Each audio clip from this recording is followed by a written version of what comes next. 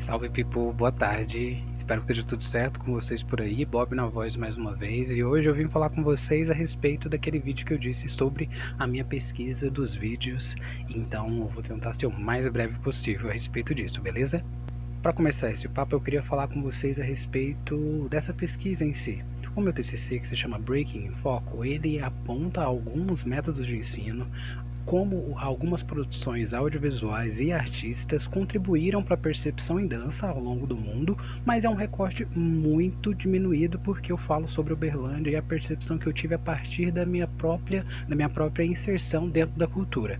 E como eu disse para vocês, eu estou no curso de graduação em dança, né, formando em bacharel, e a pesquisa ajuda a gente a perceber um pouco mais sobre o cenário em si e tentar contribuir com essa narrativa que está sendo construída e que também já foi criada e contada por várias outras pessoas. Então, algumas informações você já deve saber para você que é inserido na cultura, para você que não é bacana porque você vai conseguir compreender um pouco mais, e aí a gente passa um pouco sobre essa ideia de como o audiovisual influenciou um pouco a percepção em dança e olhando para alguns vídeos e filmes que às vezes a gente já conhece, beleza? Dito isso, eu queria reservar um pouco desse espaço para falar sobre a graduação. A graduação em dança aqui no Brasil, ela tem três formatos na verdade, né? O bacharelado, que são os pesquisadores, a licenciatura, que também tem o campo da pesquisa, mas ele te direciona mais para o espaço da educação, e também os cursos técnicos. Então você vai ver escolas de dança como a FUNSEB, que é um curso técnico de dança do estado da Bahia, e algumas graduações ao longo do Brasil. Vários estados têm graduação em dança com licenciatura e bacharelado, né? Então, um pouco para a finalização desse curso é direcionado para que a gente faça uma pesquisa, né? Publique algo relacionado ao que a gente está pesquisando em si. Então, eu decidi falar um pouco sobre o ensino, a educação e como o audiovisual influenciou algumas percepções em dança. Mas antes de falar da pesquisa em si, eu queria listar para vocês alguns programas e filmes, como eu falei no último vídeo, para a gente trocar uma ideia e conhecer um pouco mais sobre o que é a percepção em dança ao longo do tempo, beleza? Para quem ainda não me conhece, meu nome é Jamerson Carlos, mais conhecido como Bob, aqui na cidade de Uberlândia, e eu sou um pesquisador na área da dança, né, e também b-boy, capoeirista, filmmaker e outras coisinhas mais. Aqui, essa pesquisa eu não eu coloquei ela em formato qualitativo, então eu vou falar mais sobre o que eu trouxe desses materiais e um pouco do que eu penso sobre esses vídeos, né, filmes, alguns reviews, e depois a gente vai com o tempo, né, avançando nessa discussão. No meu trabalho em si, eu falo sobre o audiovisual, sobre os videogames e também algumas metodologias em dança, né? Então hoje a gente vai falar basicamente sobre alguns filmes que eu listei para colocar no meu trabalho, mas como eu disse, né, o tempo da universidade não é um tempo muito longo para que a gente passe sobre vários trabalhos, então eu tive alguns outros suportes de filmes e documentários que eu vi de fora, mas eu escolhi apenas 3 para falar da pesquisa que eu vou falar no próximo vídeo. Então hoje eu vou só listar alguns filmes e vídeos que eu acho que contribuíram muito para a percepção em dança e também em alguns outros lugares do mundo, né? Porque a cultura hip hop, o breaking em si, nasceu nos Estados Unidos, mas ela dissipou por mundo de diversas formas diferentes, né? Você vai ver vários pesquisadores falando sobre movimentos e passos de origem, mas a gente sabe que em cada lugar esses passos chegaram de maneiras diferentes, com nomes diferentes, por pessoas diferentes. Então, como é uma cultura viva e ainda muito nova, existem vários consensos com as pessoas que estão, né, no top mundial, enquanto pesquisadores, treinadores, breakers, né? Mas ainda assim, essa cultura, quando chegou para a população, chegou de forma diferente. Então, alguns nomes, algumas percepções e alguns filmes, principalmente a mídia, ajudou muito na dissipação dessas informações e como a gente percebe a dança como um todo. Porém, como eu disse, pesquisem e procurem pesquisadores e gente séria que está falando sobre a questão, né, do breaking e do hip hop, e eu vou tentar contribuir a partir do meu ponto de vista e da minha percepção enquanto pesquisador. Eu participo de uma crew, né, o Evolution Kings Crew, mas nesse espaço eu estou falando como pesquisador, então todas as ideias veio do meu espaço de conhecimento enquanto artista da dança. Então, você quer uma linguagem um pouco mais técnica, falar sobre assuntos que estão hoje em dia, a gente vai chegar nisso em algum ponto, mas por enquanto eu vou me reservar a falar dessas influências e danças a partir do audiovisual. Logo mais a gente começa a ter uma discussão mais séria sobre a cena, caso, né, surja o interesse a partir de outro momento. Beleza? Então vamos lá. Entendendo que a cultura hip hop é uma cultura viva e que também se alimenta de diversas outras linguagens da arte, hoje a gente vai olhar um pouco sobre qual a influência que alguns programas, né, e também, né, falar sobre eles um pouquinho e filmes que tiveram algum impacto cultural. Para começar a falar desse espaço, né, a gente tem que começar direto do início. A gente vai falar primeiro sobre o programa Soul Train. Esse programa que ele se iniciou, né, no 1970 na cidade de Chicago, passando para Los Angeles em 1971, ele teve a sua duração até o ano de 2006. Ele era um programa que, apesar, né, das imagens negativas da época, ele contrastava muito com a juventude afro-americana, que levava com orgulho e energia vibrante para os palcos, né, os estilos de dança que aconteciam na época. Artistas como James Brown, Jackson 5, Aretha Franklin, Marvin Gaye, Prince apareceram no programa diversas vezes, né? E ele teve uma característica bem legal, que foram os corredores de dança. Então, as pessoas formavam um corredor um de cada lado, passando uma de cada vez, ou em casais fazendo coreografias de popping, locking, ou só dançando o estilo que eles achavam mais interessante na época. Sendo um dos programas mais duradouros, né, que ficou ao vivo, né, não só ao vivo, mas com suas gravações, ele tem cerca de 1.100 episódios, né, então várias pessoas e artistas passaram por esse lugar, que é muito bacana da gente conhecer. Se você ainda não viu alguns programas, é facinho de você achar na internet mais informações sobre. O Apolo veio aqui me dar uma ajuda, né, um suportezinho, gatinho da minha mamãe. Ele acha que eu tô comendo alguma coisa, então ele vem pra cima sempre. Esse filme, que foi um dos primeiros filmes que aborda a cultura, né, um elemento da cultura em específico, mas ele não é considerado o primeiro filme de hip hop. Ele é um filme bastante importante, que é um documentário chamado Style Wars. Esse documentário, ele retrata a disputa que existia entre a polícia e os grafiteiros na época, né? Ele é um filme de 1982, 81, e ele fala um pouco sobre a vida desses grafiteiros que grafitavam no trem, faziam pichos na cidade, como a repressão policial era grande. Ele é um filme basicamente de guerrilha e tratava muito sobre essa discussão em específico, de como as autoridades viam o hip hop a partir do grafite, né, e como eram tratados esses jovens.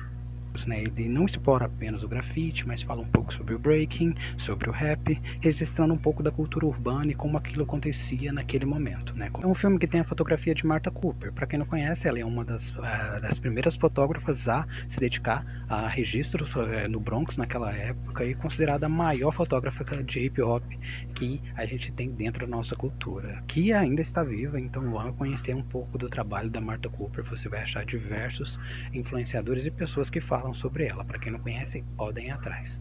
Agora a gente passa para o primeiro filme, mesmo considerado filme feito sobre breaking e da cultura hip hop, chamado Wild Style. Ele é um filme que foi gravado no início de 1981 e 82 e lançado em 1983. É um filme muito conhecido, você vai achar diversos materiais de várias pessoas falando sobre ele, mas é bacana a gente adicionar outros pontos também, né? Ele é considerado o primeiro filme de hip hop da história, né? É documentado, não um documentário. Ele é um filme mesmo com uma outra narrativa, né?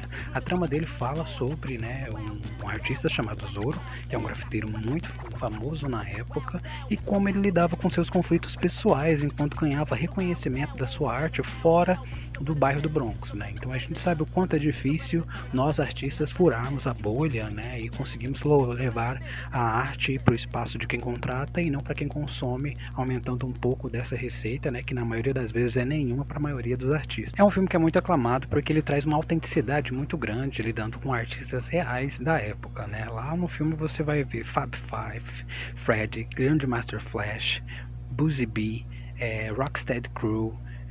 Eles não estão interpretando papéis no espaço, eles estão retratando a si mesmo.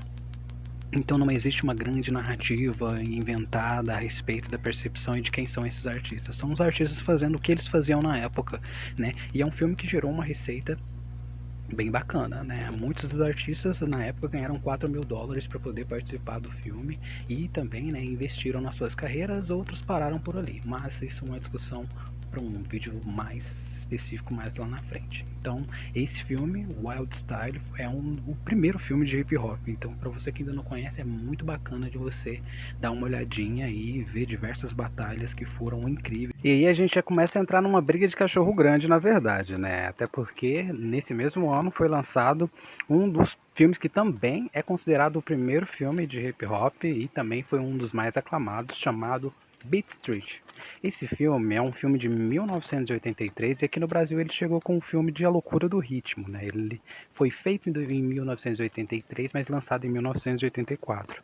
Ele é um filme de drama, basicamente, né? Ele retrata a cultura hip hop no início dos anos 80, ali no Bronx, e foca em alguns artistas, né? Um DJ, e um b-boy e um grafiteiro que tem a sua vontade e o desejo de falar, e vencer o mundo com a sua própria arte, né? E a partir desse próprio enredo, né, a história ela acompanha esse personagem que é o Double K, né, o Guy Davis, que é um jovem músico que ele está tentando vencer a partir das suas apresentações nas casas noturnas, né? Além de ele ter algumas aparições também, você vai ver que a maioria dos b-boys e artistas da época estavam em quase todas as produções. Você vê algumas lendas reais do hip hop, tipo o Grandmaster Flash, o Afrika Bambaataa, o Theater Street e uma batalha que foi mundialmente conhecida da Rocksteady Crew versus o New York City Breakers, né? Você vê a galera lá com os conjuntos com as suas cores vermelhas e azul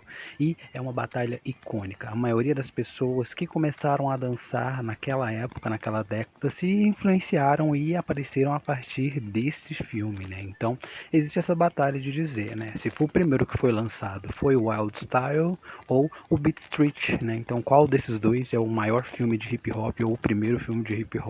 Muitos pesquisadores falam que é um, outro que é outro, e para você, qual é a sua opinião a respeito disso? Como eu estava falando para vocês, a partir dos anos 80, muita coisa aconteceu dentro da mídia e a percepção dela como alcançar novos espectadores era muito grande, né? Eles viram que a dança nos seus filmes era algo que era muito chamativo e muitas pessoas, né, estavam ansiosas para ver mais coisas relacionadas à dança na época, né? Para isso a gente já, pensando nisso, a gente já passa para o nosso próximo filme, que seria o Breaking 1. Esse foi um filme gravado em 1982 e lançado em 1983. Ele conta a história de uma bailarina de jazz chamada Kelly no filme, né, conhecida como Lucinda Dickley. Ela é uma bailarina de jazz que acaba conhecendo e criando uma amizade com outros dois bailarinos, né, que no caso seriam de breaking. E o filme fala muito sobre essa rivalidade entre o jazz, que era muito forte na época, e o breaking, né? E ele foi uma dos pontapés que fez as pessoas perceberem essas duas conexões entre os passos, e você viu diversos grupos no Brasil de street jazz e de outras linguagens que colocavam um pouco de hip hop ou de breaking nas suas coreografias, né? Seguindo na lista, já passando para o ano de 1984, a gente tem o filme Breaking 2, né?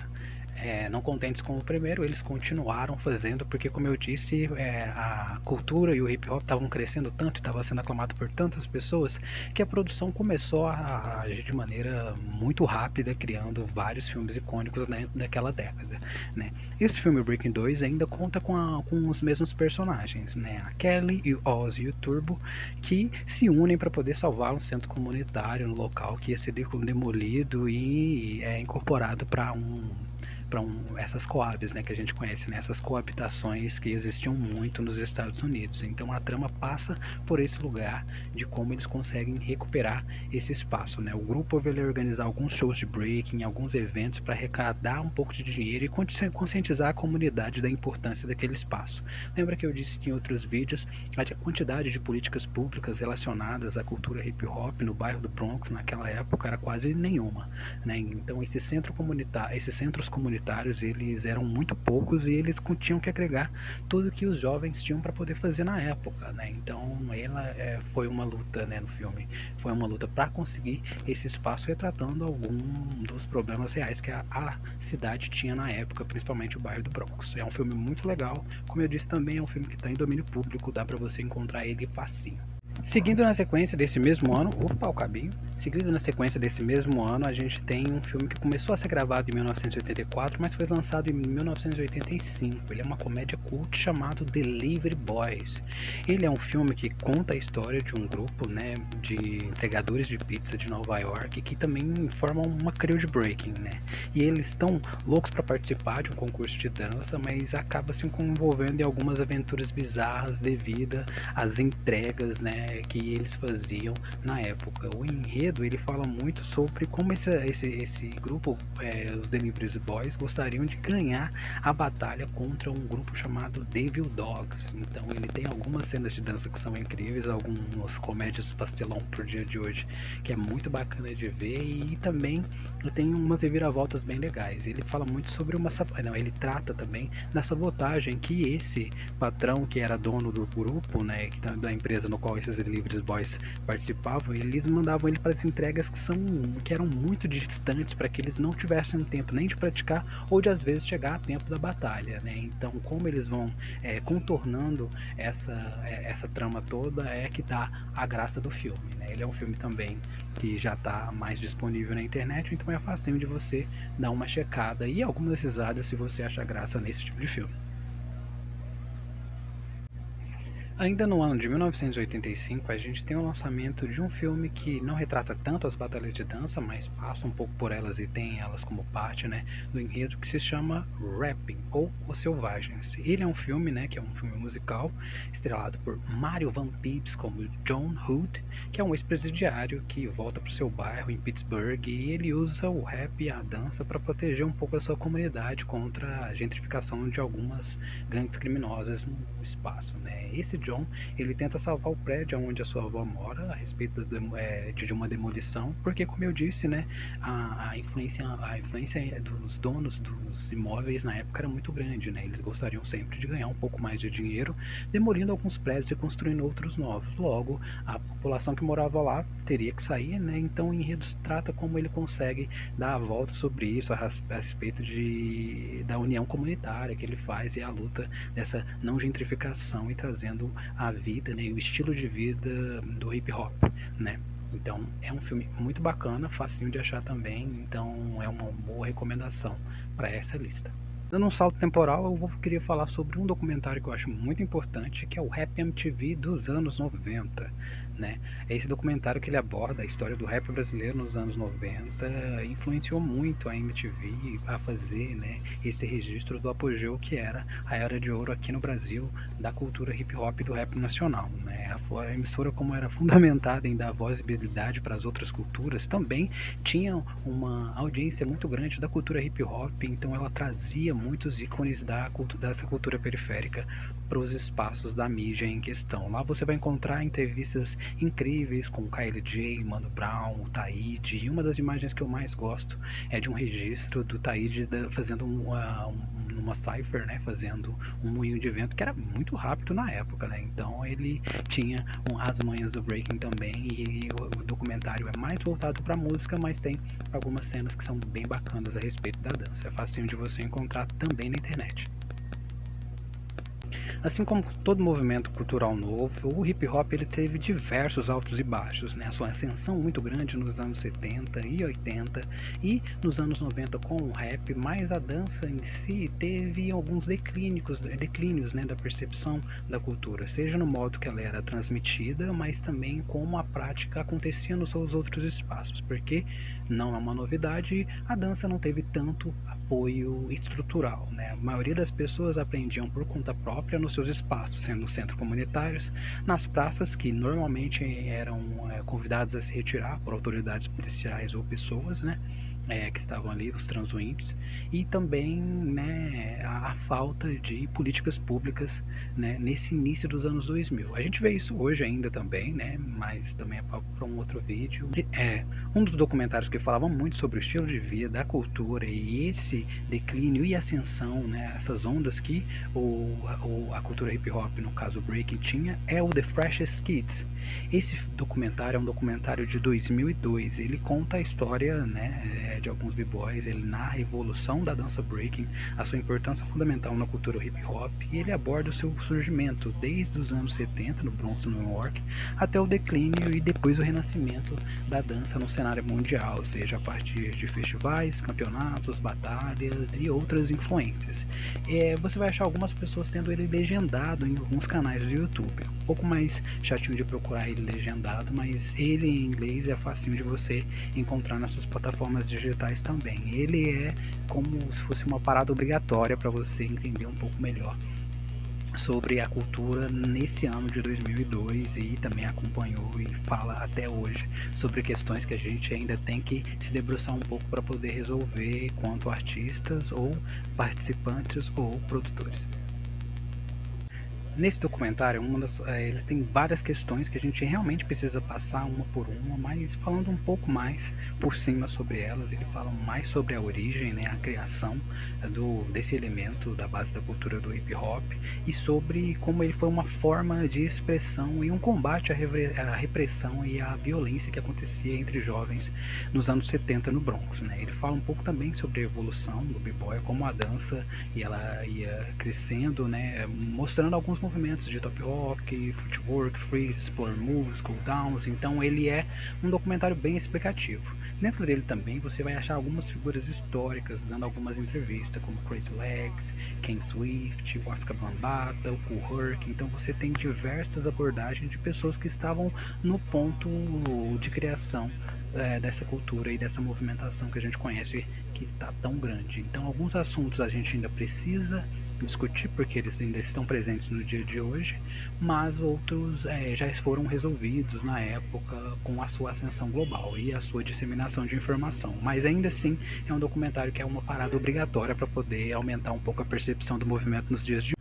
Seguindo a nossa linha de raciocínio, a gente avança para o ano de 2007. É um ano onde alguns campeonatos já estavam consagrados e a gente teve uma reascensão muito grande da prática em breaking em todo o planeta, na verdade, né? E esse documentário ele retratou a história de 5 grupos em específico. Esse documentário se chama Planet B-Boy. Ele é um documentário do ano de 2007, no qual ele retrata a história e também a vida pessoal dos participantes de 5 grupos espalhados pelo planeta, né? A gente tem equipes como Ishajiki, Last for One, Knuckleheads Zoo e Phase D da França também, né? E a Gamblers.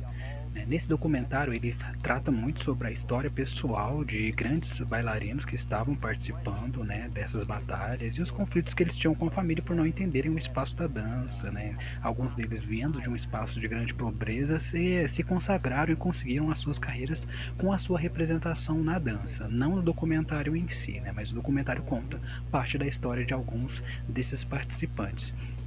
É um documentário que ele foi a base da criação de um filme chamado Batalha do Ano, Battle of the Year, onde tem os Chris Brown participando de algumas batalhas, ele que já é um pouco mais ficcional.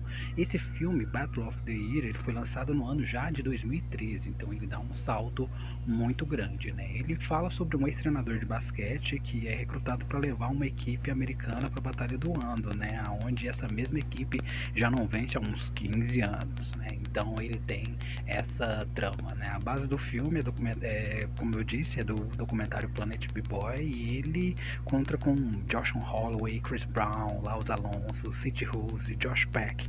Ele teve uma receita, né, de arrecadação muito grande. É um filme que lucrou 16 milhões, né? Apesar de ter tido um orçamento de 20 milhões. Então ele não foi um filme que foi muito bem sucedido na parte financeira, mas é um filme que retrata de maneira figurada o que esse documentário Planet Boy de 2007 trazia a respeito das histórias dos seus personagens.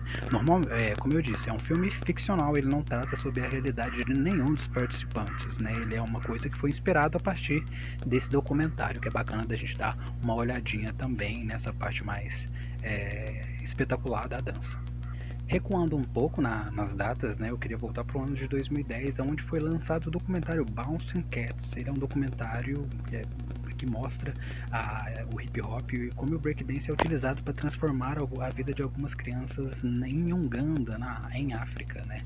Então, após muito tempo de pobreza e guerra, muitos artistas conseguiram encontrar, né, esse espaço de manifestação cultural, a sua representação, dando, né, a origem desse documentário. Ele fala sobre o uso da cultura do b-boy, né, o breakdance, para poder empoderar e reabilitar algumas crianças, criando senso de comunidade para jovens carentes e órfãos de guerra, né? Não narrado de maneira comum, ele conta como uma entrevista com o Mos Def, will.i.am, Knan, que são artistas que são muito consagrados na área do hip hop e do pop. Além da participação do Crazy Legs e visitando esse projeto na Uganda aí também, que é muito bacana de ver como ele vai desenvolvendo ao longo do tempo. É um documentário que não é um pouco fácil de achar, mas se você dá uma pesquisadinha você consegue encontrar ele ainda na internet. Então ele tem imagens incríveis a respeito desse desenvolvimento e dança, dessa percepção individual que os participantes tinham nesse recorte em específico em Uganda. Então é bem bacana de checar. Agora, já passando para o ano de 2012, eu queria falar sobre o documentário chamado B-Boy for Life. Ele é dirigido por Curb Deb, né, e ele narra a história de jovens B-Boys e B-Girls que participavam, né, e participam da cultura breaking na cidade da Guatemala.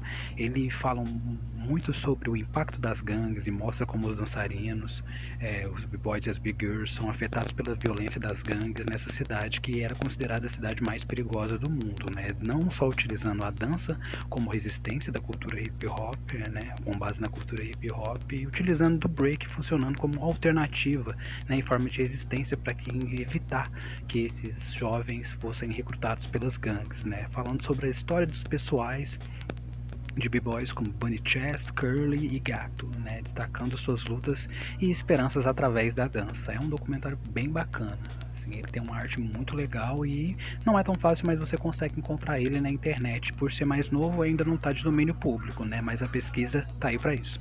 Agora, passando para um documentário mais brasileiro, eu queria falar sobre o documentário chamado Nos Tempos de São Bento, né? Ele foi iniciado suas pesquisas em 2001, né? Finalizado em 2010 e publicado entre 2013, né?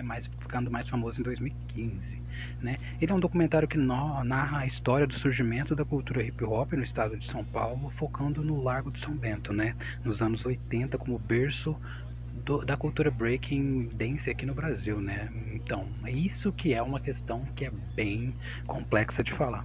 O breaking, quando ele surgiu no Brasil, ele veio por diversos estados no mesmo período, basicamente, dos anos 70 e 80, né? Então, o espaço de São Paulo é o espaço que tinha mais recurso financeiro e é estabelecido para que tenha mais pessoas capazes de fazer o registro. Quando você vai falar sobre pessoas do hip hop ou old schools de outros estados do Brasil, você vai perceber que a cultura surgiu nesses espaços na mesma época, mas não existiam muitos recursos, muitas pessoas que tinham recurso financeiro para poder ter uma câmera ou ter algo registrando a criação dessa história naquele tempo, né? Porque o foco ainda era resistir e existir e não era registrar, né? São Paulo tinha mais possibilidade e capacidade para poder fazer esse registro, tomando por nome, né, e por fala que foi o primeiro lugar onde o breaking nasceu, mas isso é questionável ainda, a gente precisa entrar em bastante discussão.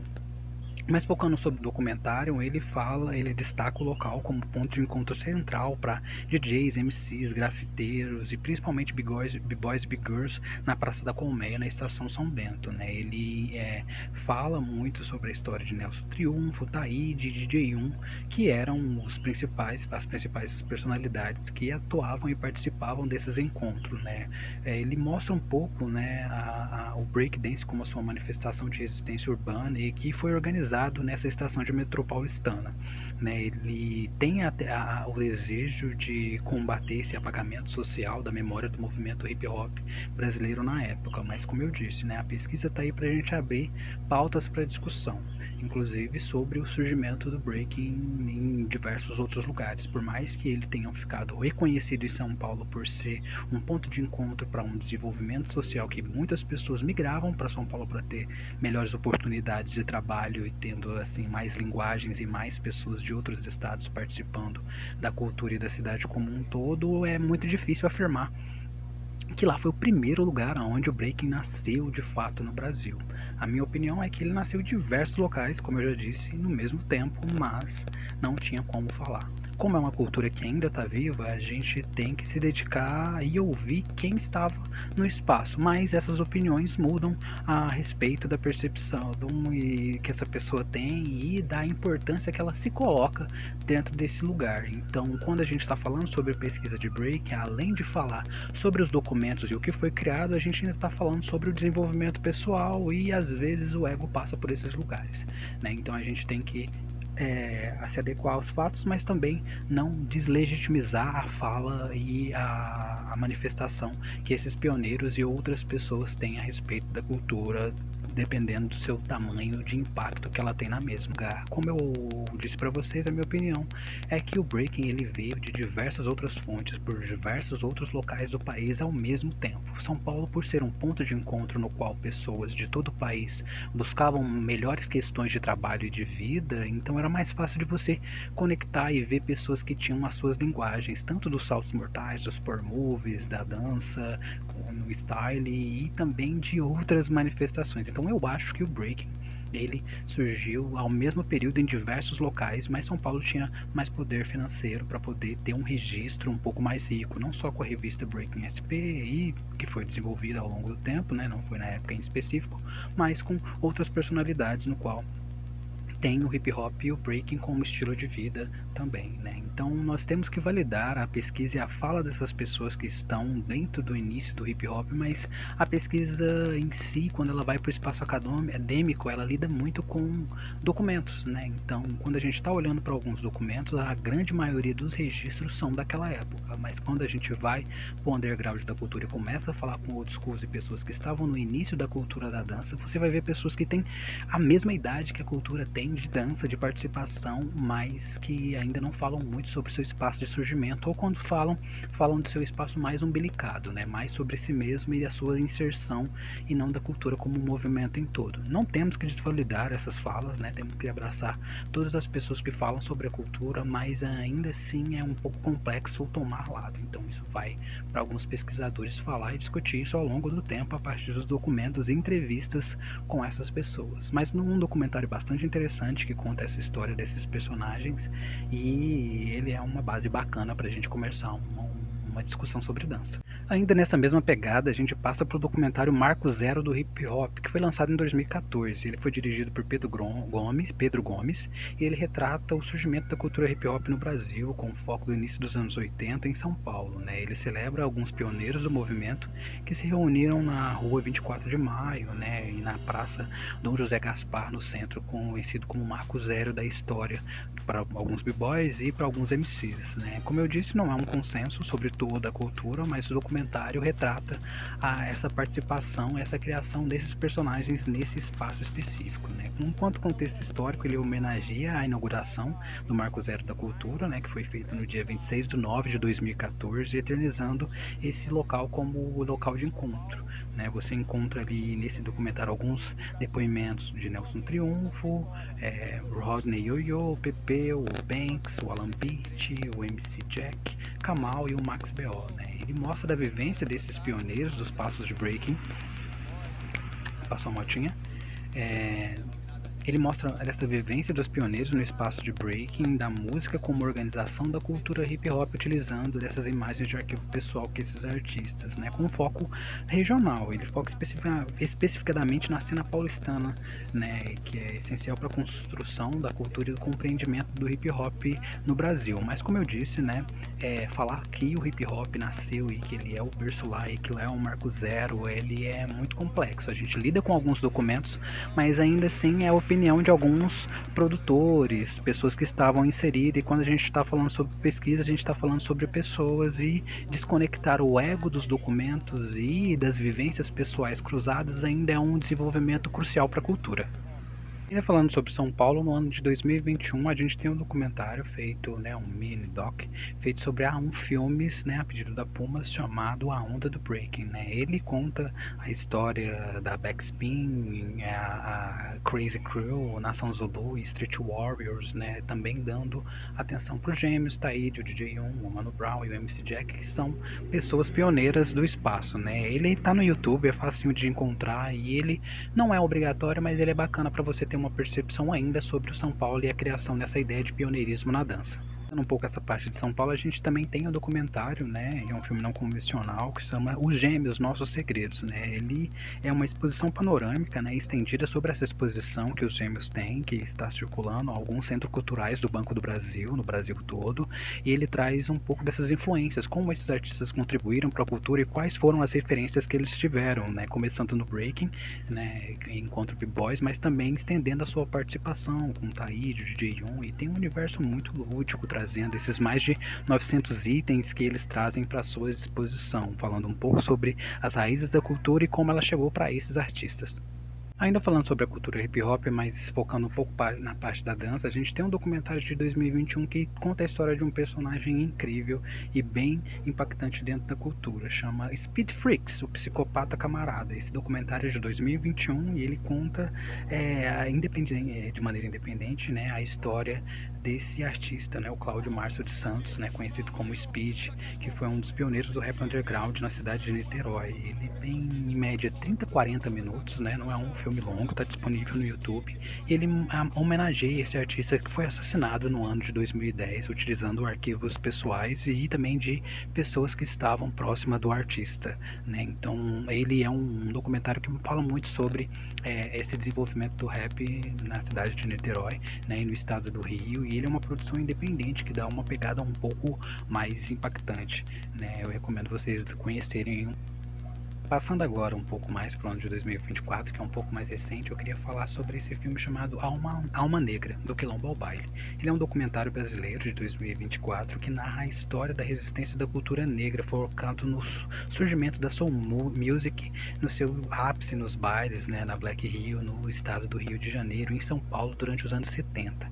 Ele celebra a afirmação da identidade negra, né, na luta do racismo, com essa direção musical que o movimento soul tinha, e Black também. Eu acho que ele é um filme que contribui um pouco para a gente ter uma percepção, né, um pouco maior sobre as influências da cultura hip hop, mas como eu disse, ele não é um filme de dança específico falando sobre o break, né? Ele dá um contexto maior sobre o movimento soul, né? E ainda assim, dentro do movimento soul tem alguns outros filmes que eu gostaria de falar para vocês, né, que ele passa um pouco dessa história do funk music, né? A gente tem Black Rio, Black Power, que também é de 2024, é um documentário premiado, né, que ele conta essa história desses bairros icônicos, né, a Zona Norte e na Zona Sul do estado do Rio de Janeiro, né, além do filme Alma Negra do Quilombo ao Baile, né, que foi lançado no ano passado de 2025, mas foi gravado em 2024, né, a gente tem também um filme que é uma série chamada Balanço Black, né, ele é uma produção que aborda a importância da soul music brasileira com foco do legado de artistas como Tim Maia